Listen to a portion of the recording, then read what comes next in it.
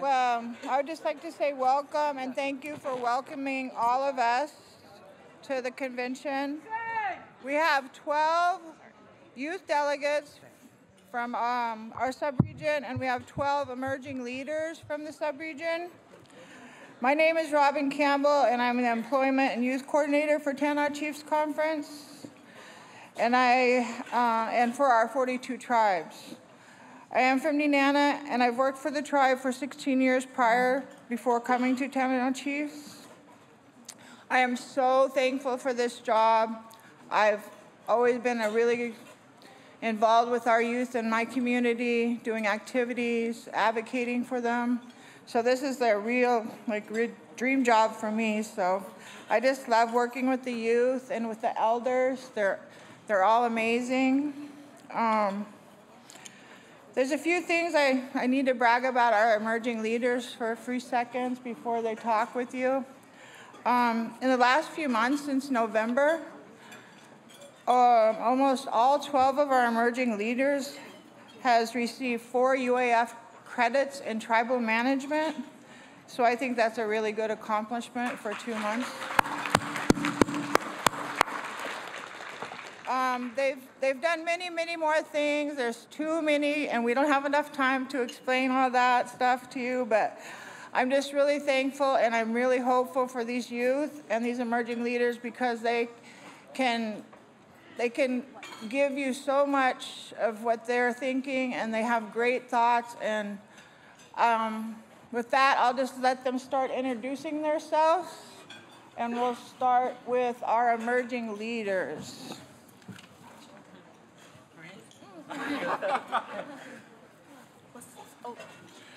Duch Mandana Huzun today the Clickna Nishlan, Tristan Madros, Suza, Ina, Cora McGinty Madros, yes, Ita Franklin Madros Jr., Hamuz, Ina Medesnikat Sikal Sebastian McGinty Sr., yes, Sukal Anna, or Eva Neglaska McGinty, Hamuz, Gela. Ita Medesnika Sitsik Al Franklin Madras Senior, yes, Suk Al Anna Ruben Madras Hamus Gela. Takatli Retan Den Hudson Sedan Slit, Kliga Haka Hedahadeka An. I'm Tristan Madras. I'm part of the emerging leaders. I'm from Caltech, also the first chief of my village. Thank you.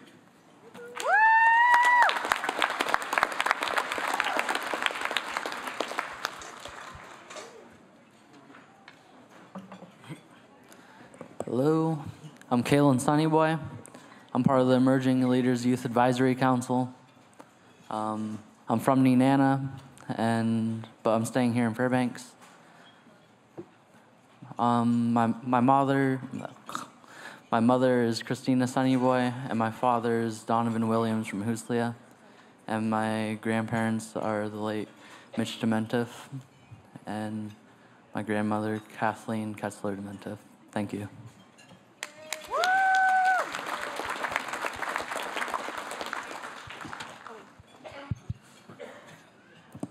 Hi, I'm Katie Turner. I'm from Holy Cross. My parents are Troy and Arlene Turner.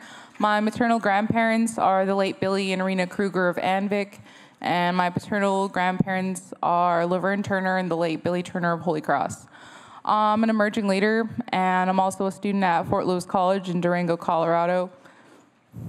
Yeah.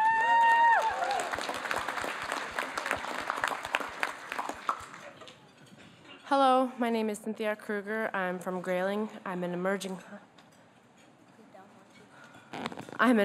leader. My parents are Melody and Ron Kruger, and my paternal parents are the late William and Agnes Kruger, and my maternal parents are, maternal grandparents are the late Belle and John Deacon.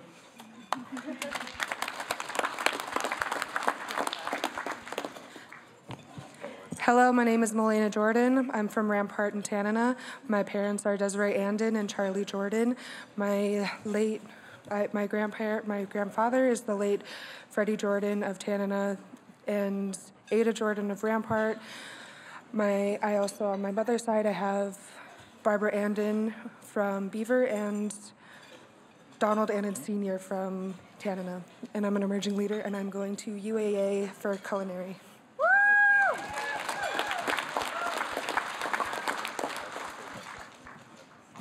Hello, my name is Aubrielle Champagne. I'm an emerging leader from Dot Lake. I'm representing the Upper Tanana subregion, and my parents are Carla and Sean Champagne of Tok. My maternal grandparents are Darlene Sumar of Tok and Ted Charles of Dot Lake. My paternal grandparents are Ray and Linda Champagne of Tok. I'm a junior at Northland College, and I'm in the process of becoming an English teacher.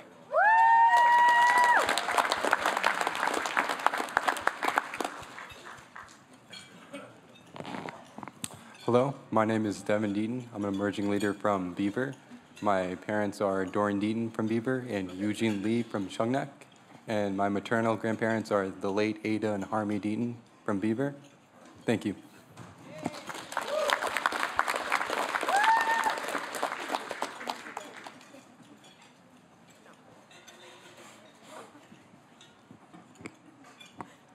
Everybody's just too tall. Dointa badotluidna sakaya dlos hot tanit celestial. Natani seuja dahun danaka hilde johotla sizni.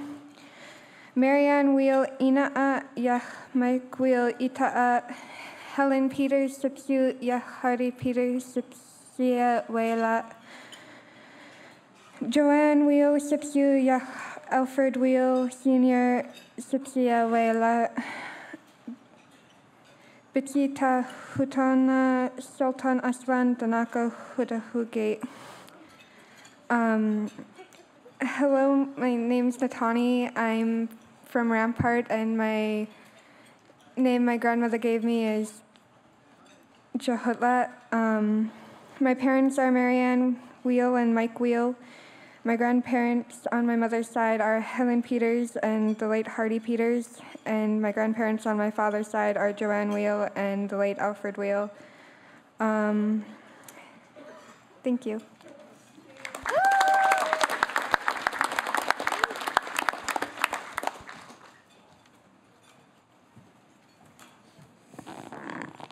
Nahunjit Doncha Shaliknai, Shojrit Julia Fisher Salmon Oji, Shia Hanai Charlene Fisher, Sat Daryl Salmon Goji.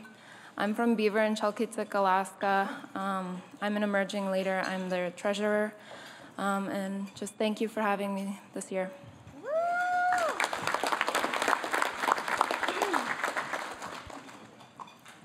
Good afternoon, everyone. My name is Jasmine Olson. I am originally from Caltech, but I live in Fairbanks. My parents are the late Arlo Olson and Franklin Madras Catiller. My maternal grandparents are the late Chief Franklin Madras Sr. and Marie Kachiak. My paternal grandparents are Hazel and Glenn Olson. Thank you for letting us be here today. It's very important to get the youth to introduce themselves because, as you can see, I'm very nervous. But getting your voice heard is very important for leadership. So, onomasi.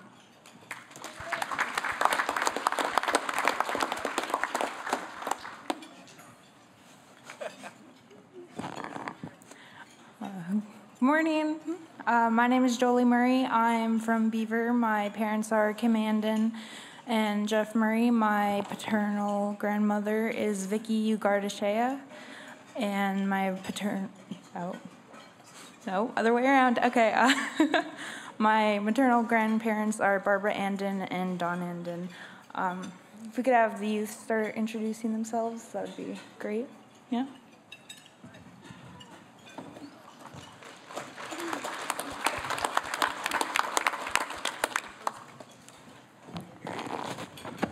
Hello, my name is Josh Nikolai from Nikolai. I'm a youth delegate for TCC. This is my third year. My parents are Beverly Gregory and Josh Nikolai. My grandparents are Oline Petruska and Nick Petruska. Thanks.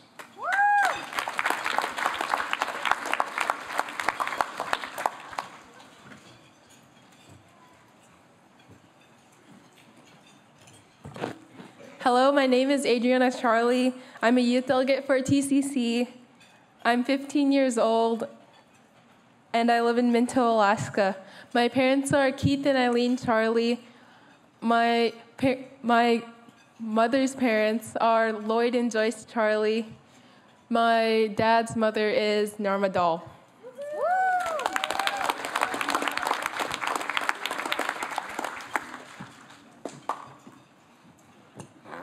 Hello, my name is Charles Ambrose from Ruby.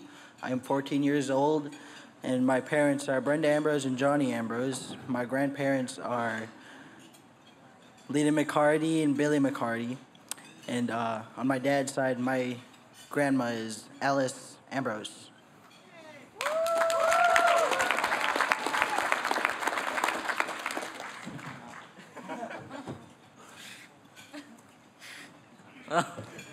What? Okay. Hello, my name is Richard Daniel Williams, and I'm from Fort Yukon. And my dad's name is James Williams, and my mother's name is Wanda Jimmy. And my dad is from Fort Yukon, and my mother is from Northway, and I'm a youth delegate here. I'm 14 years old, and I live in Fort Yukon and go to school there. Thank you.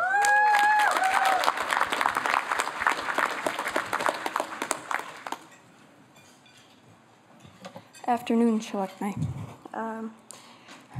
Shoji, Jennifer Oji, Beaver Guatan Ishi, Titya, Kyle Will Oji, Ne'e, Vivian Junabi Oji. I'm a youth delegate from Beaver. I'm 14 years old. I'm a youth representative for the Elders and Youth Board, and I'm very happy to be here.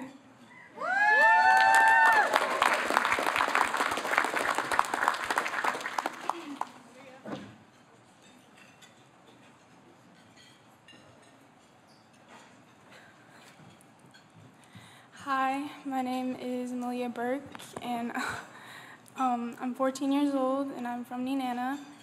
My mother and father are Shauna Burke and Ramey Stevens, and my maternal grandparents are Robin Campbell and the late Patrick Walter Burke, and my paternal grandparents are Gail Stevens and the late Charles Stevens from Fort Yukon, and I'm a youth delegate.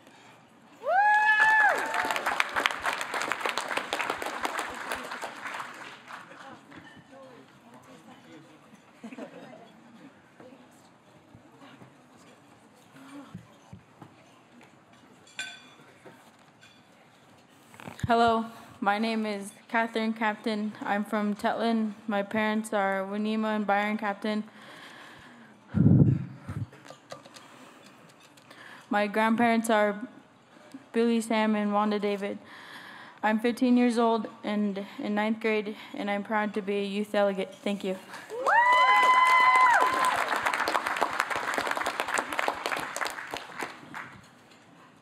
Hi, I'm Nicholas Wolf, and I'm from Shaglook. I go to school in Shaglook. I'm 12th grade. I'm going to graduate this year. My dad's name is Randy Workman. My mom's is Rebecca Wolf. And my dad's side is Carolyn Workman, and I forgot my mom's side.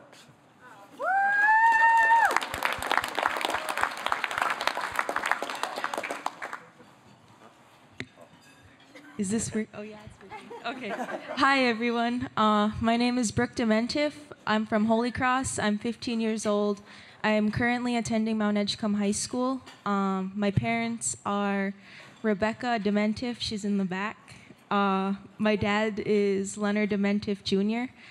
On my maternal side, it's Laverne Turner and the late Billy Turner. And on my dad's side, it's Julie Dementif. She's in the back. And Leonard Dementif Sr. On my dad's side, my great-grandparents are Luke and Alice Dementif, and I'm a youth representative on the Nakanaga board, and also here as a youth delegate. And thank you all for coming, and enjoy your week. Thank you.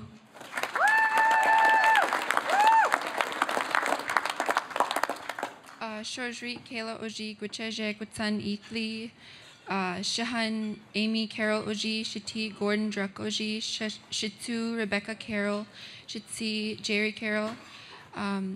Hello, my name is Kayla Druck. I am from Fort Yukon, Alaska. My parents are Amy Carroll, Gordon Druck. My grandparents are Rebecca Carroll, Jerry Carroll, and my grandfather is also the late Stanley Jonas from Fort Yukon. Thank you.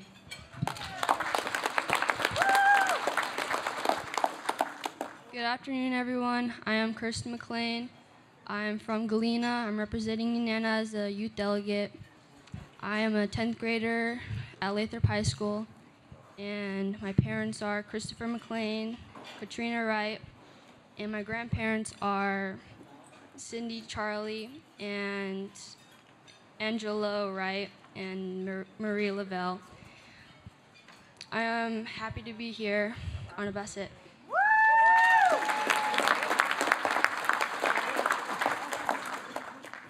Hi, my name is Raven Walker. I'm from Holy Cross. I'm currently attending Galena High School. I'm in 11th grade and I'm 17 years old. My parents are Judy and Alden Walker Sr. My paternal grandparents are the late Irene and James Walker. My maternal grandparents are the late Margaret and Nicholas Dementif. And my biological parents are John Gregory and the late Charlene Taylor. My paternal grandparents are Basca and Phyllis Gregory. And my maternal is Cheryl Dementif and Gabriel Edwards Jr. Thank you.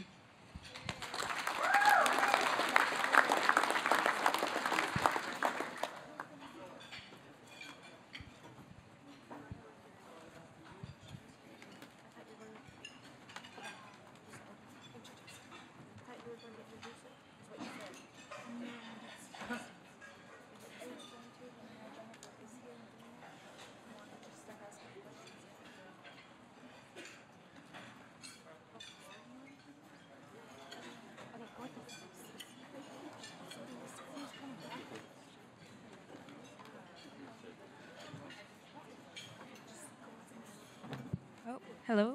No? Oh. So the first topic we'd want to talk about is the youth survey that went out to all the villages. And we're going to have some of the emerging leaders asking the youth the questions specifically that were, some of them were on the survey, some of them were based off of the survey. And yeah.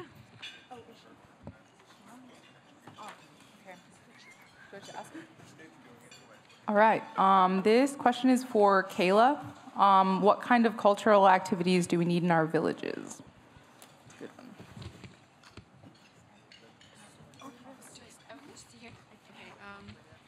So the first thing I'm going to be talking about is some of the cultural issues that I've noticed in my community.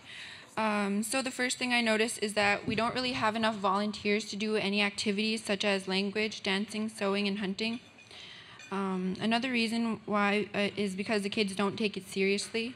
For example, when I was younger, I knew that I was Athabascan, but didn't really think anything of it but as I got older, I started learning the story behind who we are and our values. I could say now that I am very proud to be Athabascan.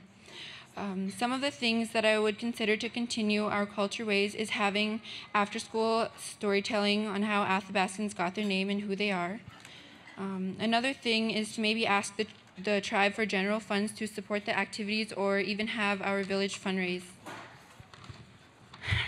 Another thing that I think will be a big impact is to have dance groups being brought to places such as AFN, WIO, and other places. I feel like the younger kids should understand that they shouldn't be ashamed to dance and speak our language in front of others, and to be proud of who they are. Masicho.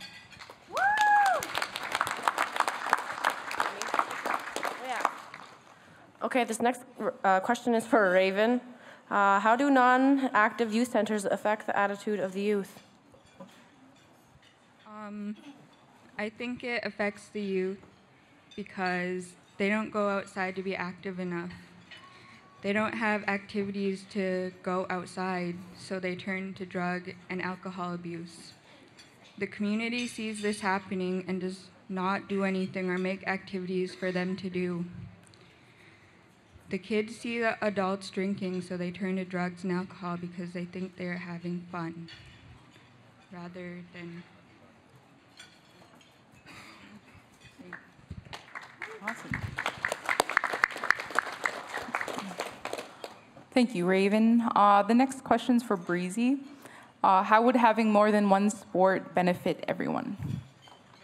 Some of the issues that I notice with villages that don't have more than one sport is that it can lead people and children to look towards drugs and alcohol.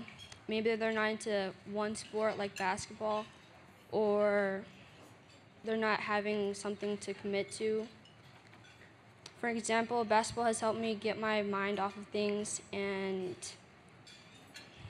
it kept me away from negative impact in my life.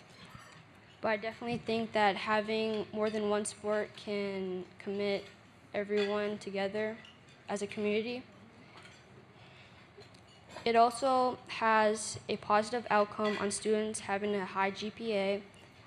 It will encourage students to stay motivated and having something to look forward to and play sports and have something to be successful for. And yeah, thank you.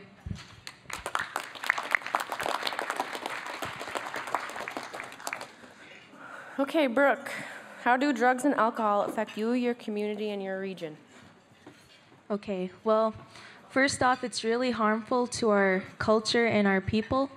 It's also very traumatizing for our youth, and that trauma makes it susceptible to continuing the life of alcoholism.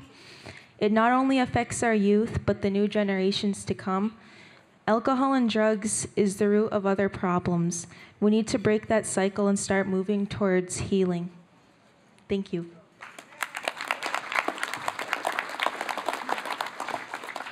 Thank you, Brooke. The next question and the last question is for Jennifer. How does drugs and alcohol prevention benefit us? One of the biggest problems in our villages are drugs and alcohol use. It's slowly eating our culture, and everyone is affected by this. But I don't want it to affect us. Prevention isn't huge in our villages, but I can see it expanding. I've seen so many people talk about how they've overcome their addiction, and I'm very proud. If people focus on culture, they'll be more focused on our tradition and family instead of drugs and alcohol. We need more people to talk in our villages too. And even if there are people to talk to in our villages, we need more people aware that they're there. Thank you.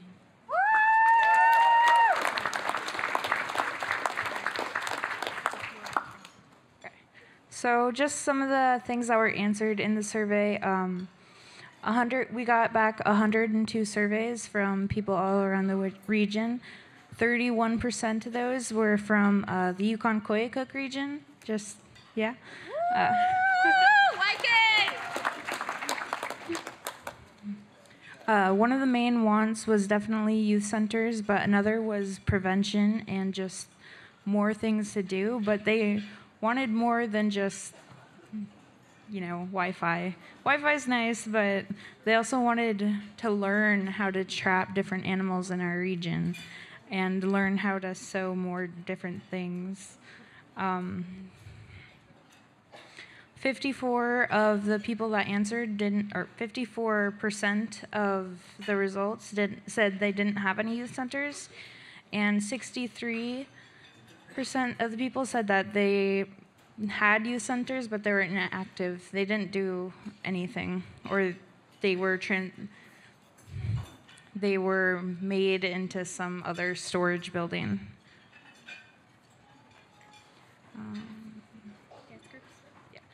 55% of the people who responded, though, said that they have dance groups, and I honestly won't.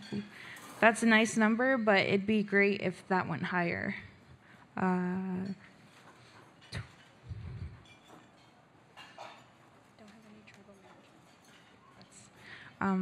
With the tribal engagement in the villages, I just thought it'd be nice to let you guys know 74% love what you guys are doing and want you to keep it up.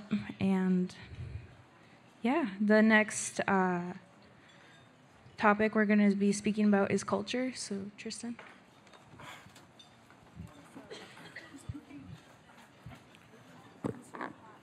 Huh? You know, we wanted to, last night we met and we asked the youth what are the issues that they see in their communities, like around the subject of cultural preservation. This one, we've got, we're very passionate about this issue. One issue with cultural preservation is that, it's not happening enough in our villages. Also, not making traditional practices in our everyday life. Also, not teaching traditional classes. These youth, they want to be able to learn how to sew and bead, speak their native language. They want to learn how to dance and sing. And that's not happening enough in our villages. One thing that the youth brought up to my attention was that they said that most of the time it falls back to our leaders, they said. They said our leaders, they talk. They say, yeah, we'll do this, we'll do that with our culture. But comes down to it, they don't do it, they said. This is coming from your youth. I think they have one of the most powerful voices. When you hear them talking, you should listen. Another thing was not having song and dance groups. Dance groups are to me, they're very important to pass on the songs and our dances to the young ones. I work with my dance group at home. We're going on 3 years strong, and I could see how passionate those kids are about singing and dancing. And I'd like to see that throughout our region. I think that's all I have to say. Thank you.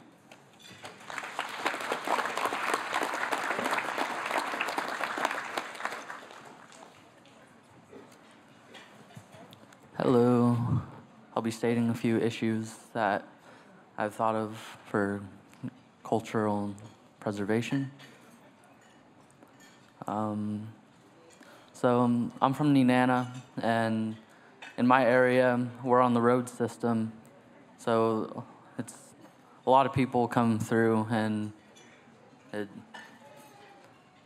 I've seen and I've heard that we've lost a lot of our language and songs and culture, but we still sing and dance though.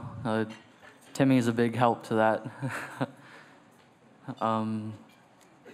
But we lost a lot of it.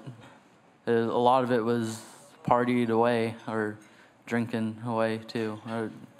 But it's up to us and our tribal councils to have further documentation of our potlatch, our memorials, our funeral. We have to document all of that. And it's just something I thought about, and I think it's really important that we do. And we have had like language classes for younger students in like elementary, but after that, there's not a whole lot more follow-up to that, to higher level language and speaking. So it'd be really nice to follow up on our language programs in elementary into middle school and then high school. It'd be nice to get high school credits for our language. It'd be really nice.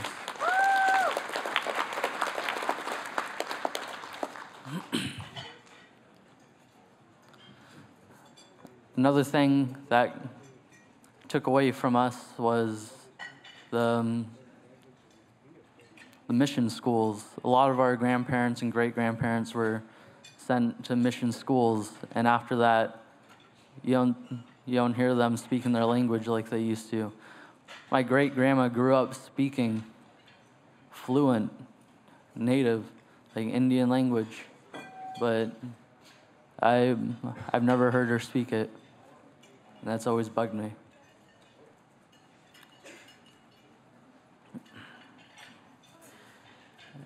And I'm going to talk a little bit about the budget, just a little bit. I think the budget would directly affect us and our culture and our language, because if we can't keep our youth at home, how are we going to teach them our traditions, our values, and our language, and even like survival skills, like being out in the woods? We're all children of the land. Thank you.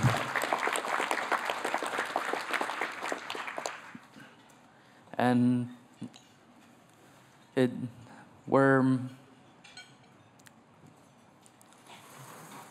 more of a modern thing, and we're trying to keep up with our oil and natural gas development, and it was really good to hear that Doyon is looking into other revenues and other ways to get some money besides natural gas. Thank you.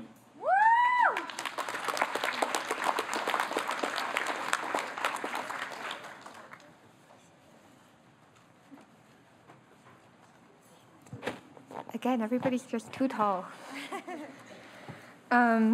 So we've heard the issues that have, or issues with our cultures. I'm going to try to suggest some solutions you can start with. I strongly believe that if we were all actively practicing our culture and our language, that our children and our youth would see us and follow in our path. If we keep going the way we are going, then we are going to lose more than we already have. So let's start with dance groups.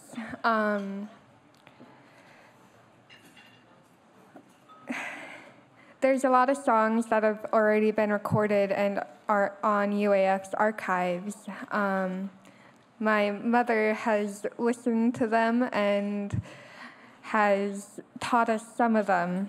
But another thing that we are doing with our youth in Rampart is that we are making new songs with them and allowing them to be a part of that process. So if you don't have any songs or know any songs of your region, create new ones with the youth.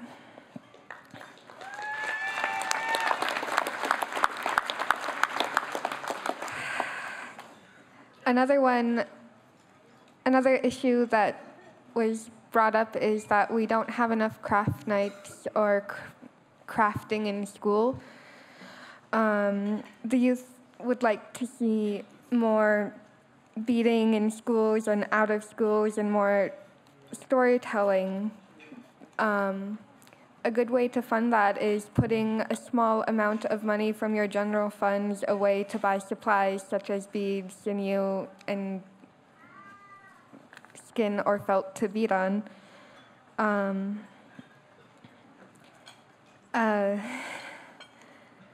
Another solution to having the youth more active is just taking them out on the land because, like Kaylin said, we all come from the land. So we could start more seasonal culture camps, and not just during summer, but during like fall and winter. Another simpler thing we can do is just take them out to the banks and collect agates or eagle feathers to make regalia with. That's all I have for you, Anurasi.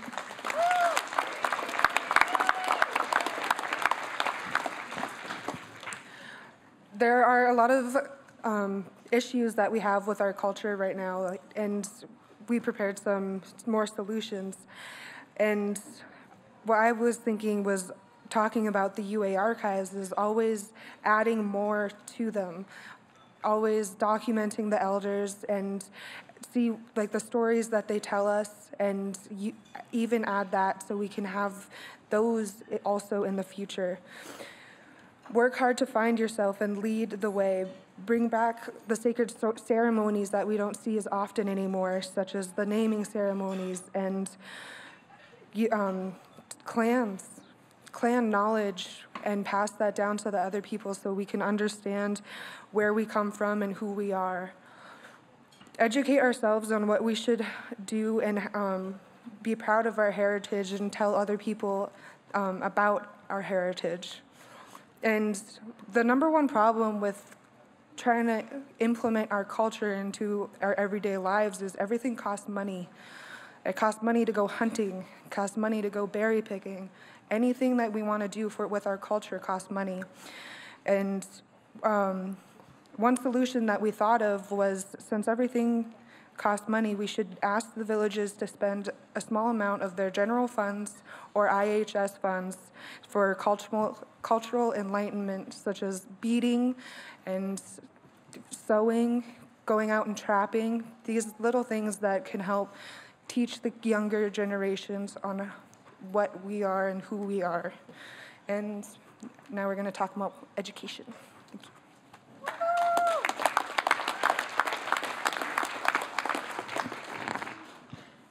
Hello, my name is Devin Dean, and our panel is going to be talking about the issues surrounding educations and some possible solutions to them to help better our education in general for our communities. The first issue I'd like to bring up is the need for more prevention classes, activities, and events for our children and communities in general. Since TCC does provide some resources and some trainings for most villages in our but I feel like we could do more, since in our recent youth survey, the main issue has been alcohol and drugs. So, thank you.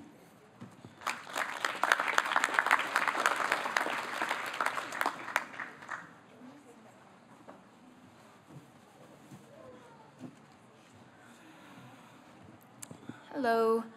So I'm presenting a possible solution to the issue that Devin presented. And I like that he acknowledged that TCC does provide classes and QPR trainings and stuff like that. I think it's important to acknowledge the efforts that are being made to provide like suicide prevention, alcohol and drug prevention, those kinds of resources. I think something that can be done more with every like day-to-day life is just incorporating your culture into, you know, the schools, which can be hard because I know a lot of schools in our region have non-native teachers. So I think it's important also for the community to pitch in with school events and things that are happening with your kids. You know, school events are open to the public, and I think that it's important to bring elders and to make sure that they're involved with the youth, because I think there is a gap between trying to connect with elders when you're being raised in a different society. It's hard to connect because you don't know how to really approach asking about things like that, but we just The other day we met with the Dinakanaga, and they encouraged youth to just go up and ask, and I think that's important to spread awareness on, is just telling your youth to go and just ask. Just go ask your elders and ask them to tell stories and stuff like that. Because they don't know, they just don't know. So I think that's possible solutions. I don't have all the answers. I don't think anybody really does, but I think that's a possible step. So thank you.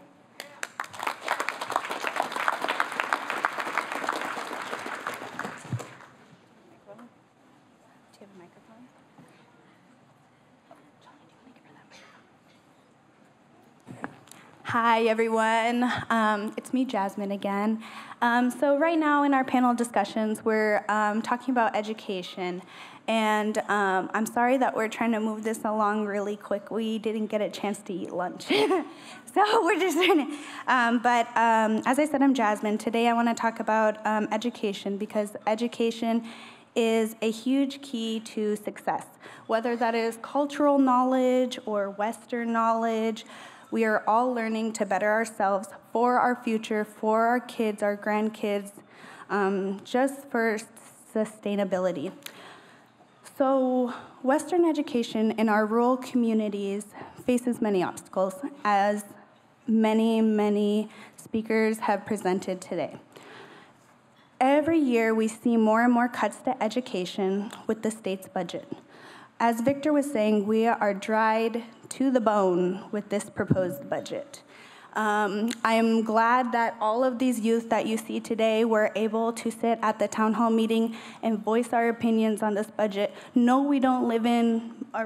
most of us don't live in Fairbanks, but we voiced our opinions for those Fairbanks youth, and I think that should be recognized.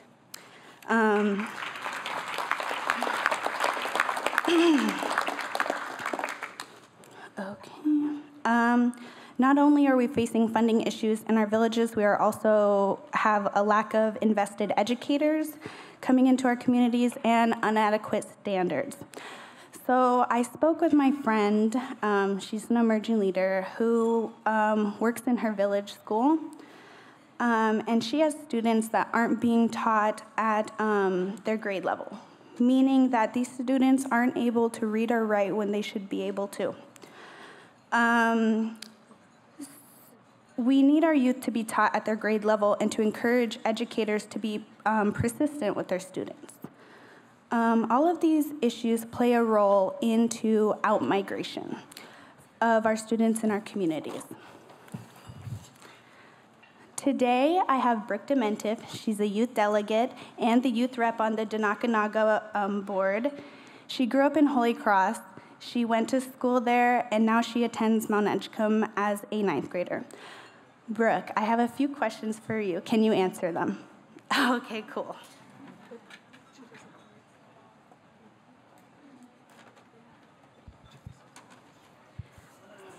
Okay, Brooke. What made you decide to leave your community and go to boarding school? Okay, so a couple of things in school.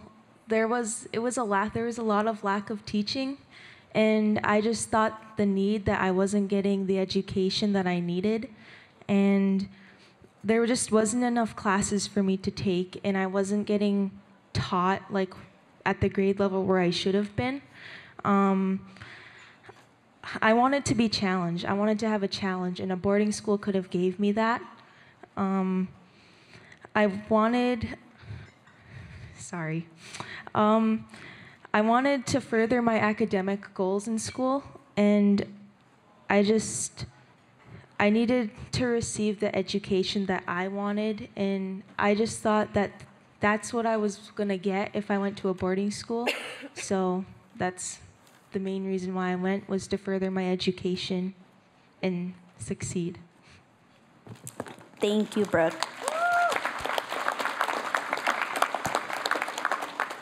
Okay, and I just have one last question for Brooke. What would you like to see for rural education in the future? I would like to see more, cultural classes being taught to our youth, because not only like normal education matters, your cultural traditions matter, and I feel like that's what we need a lot. And I'd also like to see teachers taking the time to teach each student what they should be teaching them and giving them the help that they need when they need it. I'd also like to see a lot more, like, I don't know how to explain it, but I'd also like to see villages coming together and like giving possible solutions to help with cultural activities. Thank you so much, Brooke. Brooke is just one example of one student who left her community to get a better education. We have so many other youth in our rural communities that are leaving for either Mount Edgecombe, Galena, Nenana, or even out of state at Fort Lewis to go to college. They're losing traditions, they're losing cultural knowledge, and I just wanted to raise the awareness for that. And I thank you all for letting us speak here today. Anamasi.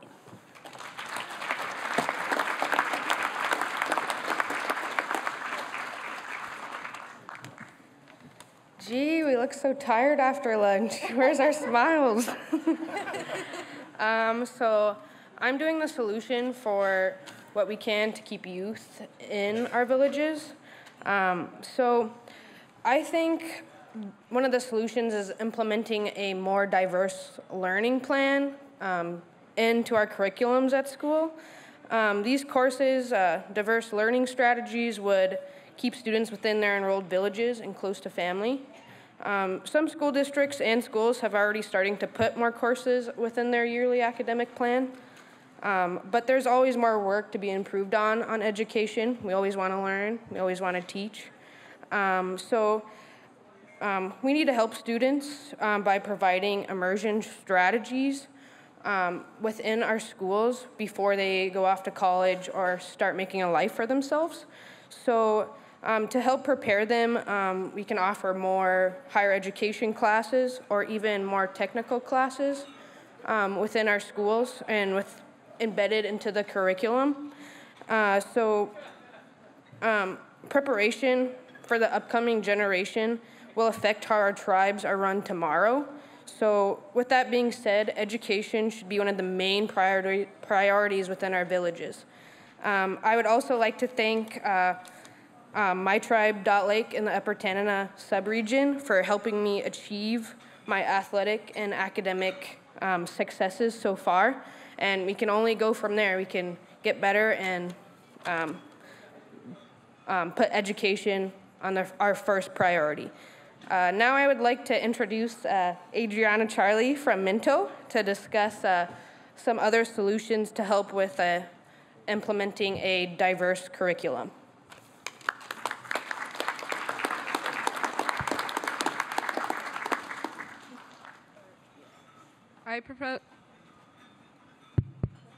I propose that schools rotate and implement a diverse learning experience. There are also other ways to go about finding solutions for getting a wider variety of classes, such as involving elders to teach the native language during school hours, similar to Big Brothers and Big Sisters, but with elders and youth. Overall, there are other solutions to help with a diverse learning experience.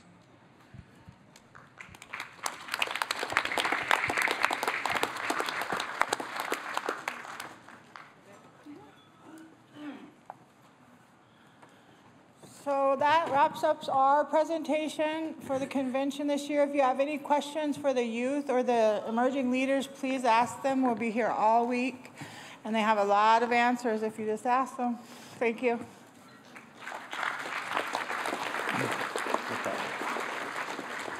Wow. We need to really think about how far these youth have come in the last few years. It is a step up. And let's give them a big hand, huh?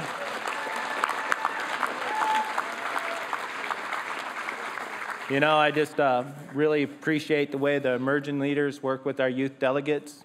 And it's so nice to see how, when they come in at their first year, how they progress to their to now. And so we have some of these youth here that have been here for 5 years, and you can really tell the difference And this was awesome. This was all their idea. It was just that they wanted time on the floor. They wanted to bring up the issues that were important to them. And once that is given, they made it fly. So once again, one big hand for them.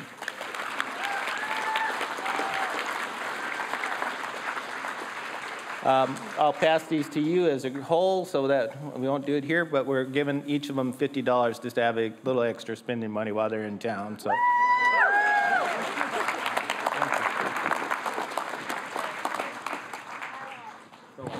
Thank you, Victor, for your kind gift.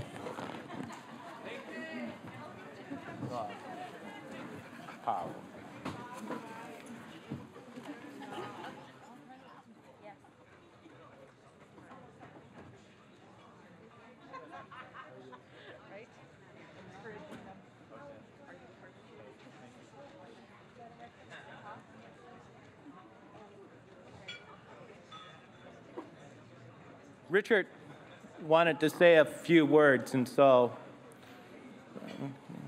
Richard, please. Hey, it's me, Richard. That's my first name, Daniel Williams. So I got a couple words to say about me and my family. The thing about drugs and alcohol is just take out, it's just taking our culture. Just make it a little hard. My mom,